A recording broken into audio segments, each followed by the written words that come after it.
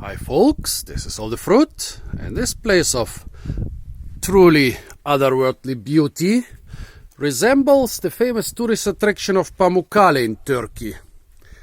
Or, yeah, there are a couple places like this in Italy, in China, maybe a handful or two more all around the world. Well, this type of formations, they pop up wherever very calcium carbonate rich water comes to the surface, and the calcium carbonate gets deposited in crazy shapes. Well, but first, what does this have to do with fruits? And second, how come there is such a place on the island of Tenerife in the remote Tenerife Mountains? I've been on all the Canary Islands and I've never seen anything like this.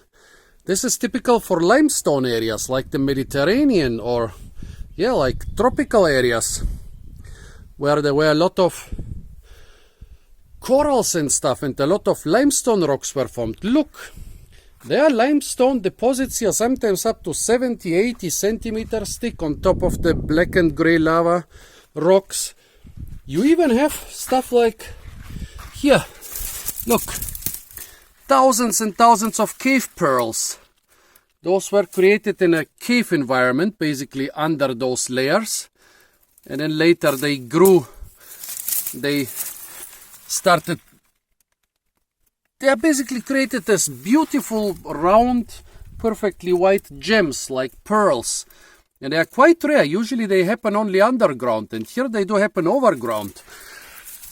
And those terraces, yeah, those were terraces where the limestone was deposited in layers.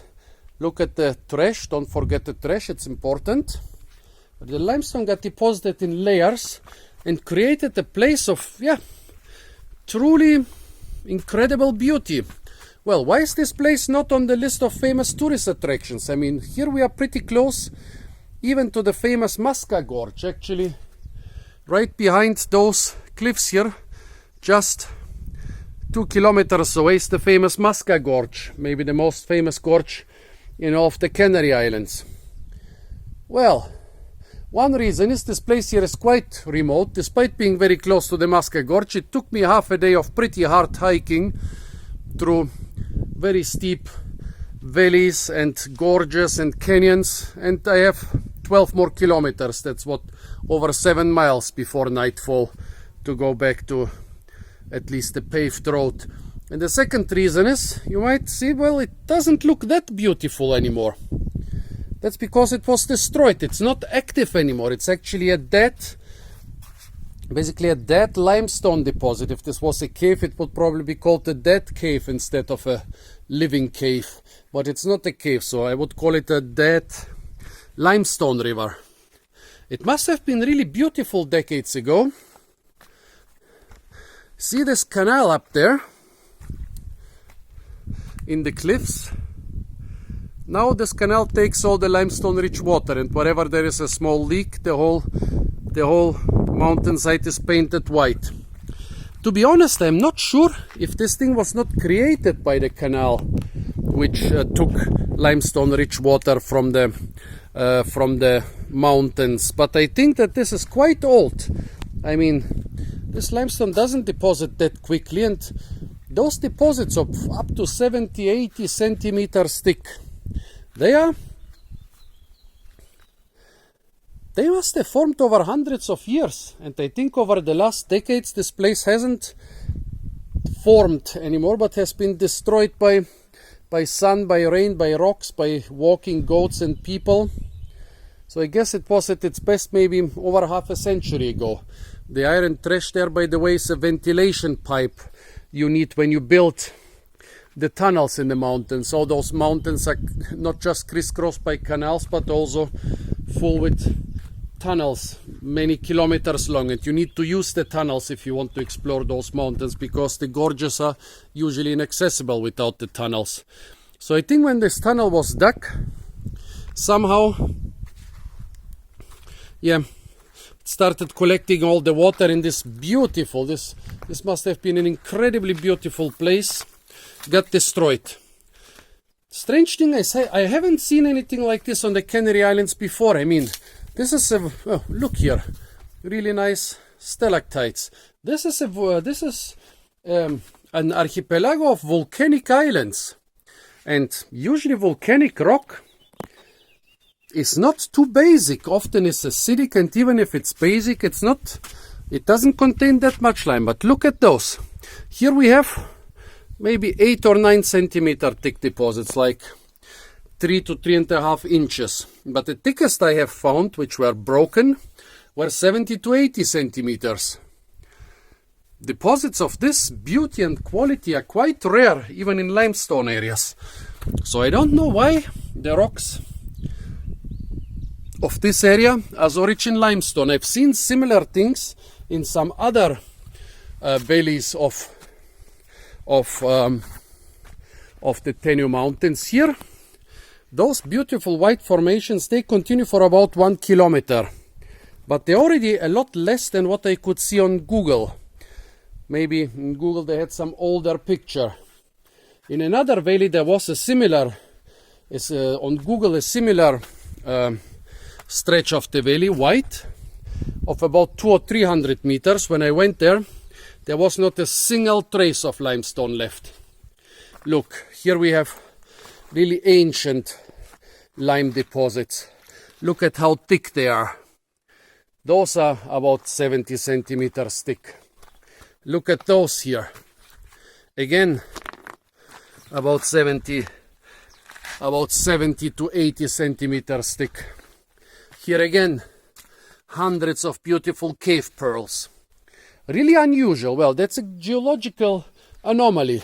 Such limestone-rich water on the Canary Islands. I've seen similar water, for example, in limestone areas in southern Europe, but nothing like this. Looks, and it goes on and on and on for about 1 kilometer. But nothing like this on the volcanic Canary Islands. Must be some particularly basic rock or some particularly basic water coming out of the Earth's insides. Well, what does this have to do with fruit? I mean, it's a beautiful thing.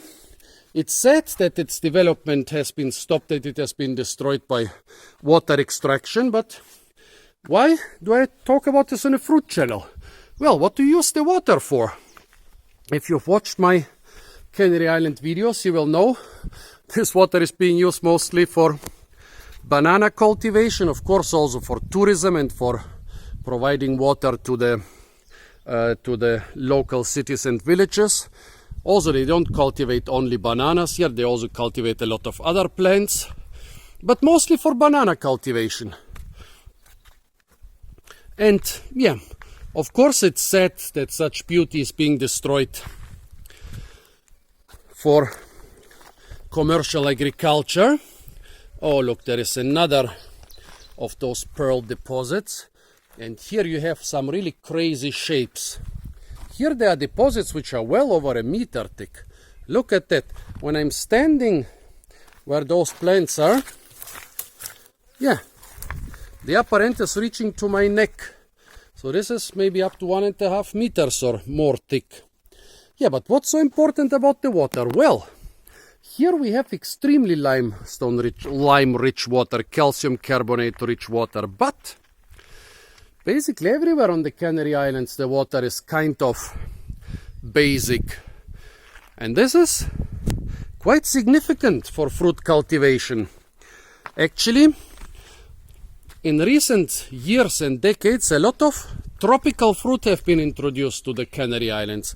But there is the group of so-called ultra-tropicals, stuff like mangosteen and durian, which don't seem to grow here no matter what you do. And there are people who actually think that this is not so much due to the climate here seems to be warm enough, but due to the calcium carbonate.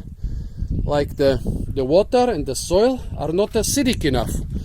And if you look at those mighty deposits here, you will believe it. And actually I know people who are mixing a lot of crazy stuff. Some with chemicals, some with biological, well, with organic means. to make the water here more sour, and the soil here more sour. And actually, of course, with every crop, you know, there are some which are indiscriminate. They can grow on basic and on sour rocks. Then there are some that require calcium carbonate. There are some which require a lot of acidity. There are some which require, well, which can tolerate calcium carbonate but not require it. And actually, I saw a guy on Gran Canaria. He planted pitaya or dragon fruit in a place with quite white soil, and then he said this is too basic. He had to remove the plants and plant them in another place, or plant new ones in another place, because it was too acidic. And then I thought, how shall I make a video about the basic water and basic soil on the Canary Islands? And then I saw this beautiful place which I would have never expected in the Canary Islands.